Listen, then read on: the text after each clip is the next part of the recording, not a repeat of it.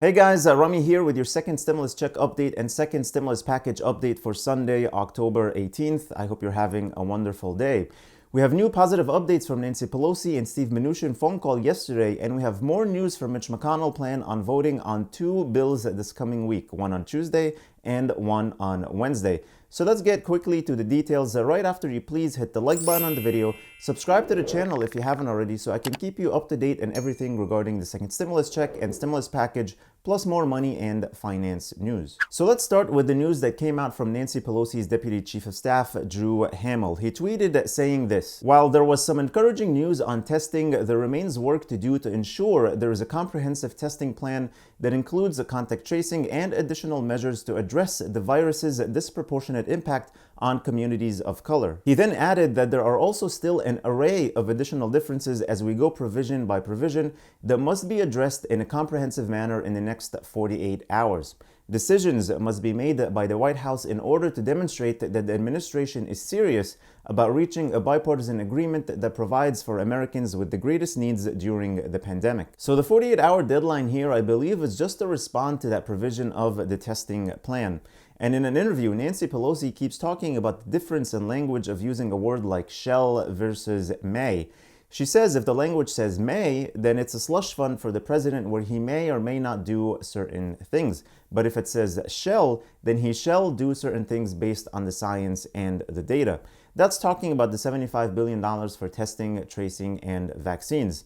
So you see how small the details they're talking about here, but at least they're pushing through and making progress, and the deadline is there if they want to get something done before the elections. And Nancy Pelosi said she feels optimistic about that, so we'll see what happens from there. Now, when it comes to Mitch McConnell and the Senate, we have some updates too. Mitch McConnell said yesterday that he's going to put a standalone PPP bill for a vote on Tuesday to try to help struggling small businesses now. Then on Wednesday, he'll put the skinny $500 billion bill for a vote, which is very silly in my opinion, since that bill doesn't have stimulus checks and has extreme liability protections. So this bill will most definitely not go anywhere. I honestly don't even think there are enough Republicans to pass this bill. But hey, that PPP bill might not be a bad idea though. The Paycheck Protection Program always had bipartisan support, and they did pass a standalone bill to extend the program back in June. So it will be interesting to see if this will get bipartisan support also in the middle of the negotiations for a large bill or not.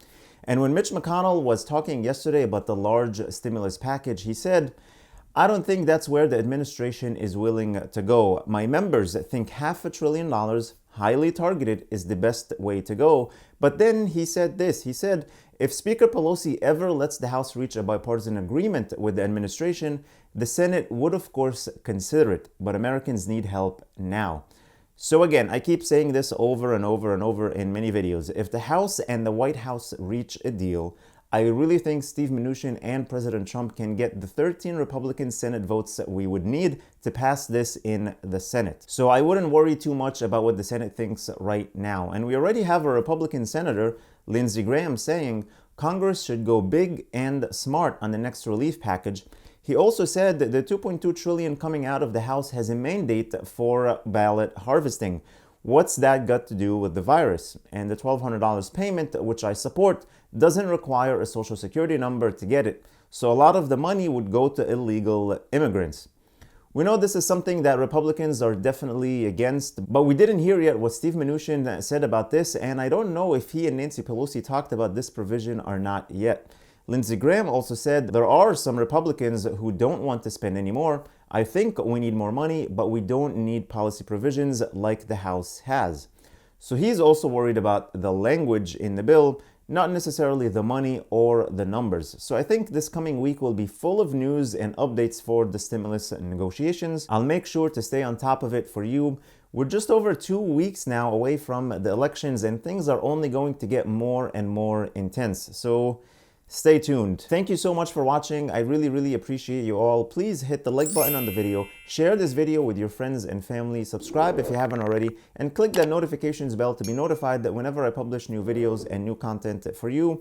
Also, make sure to check the link in the description for the Yada savings account. It's a new savings account that is FDIC insured but gives you interest with a lottery system.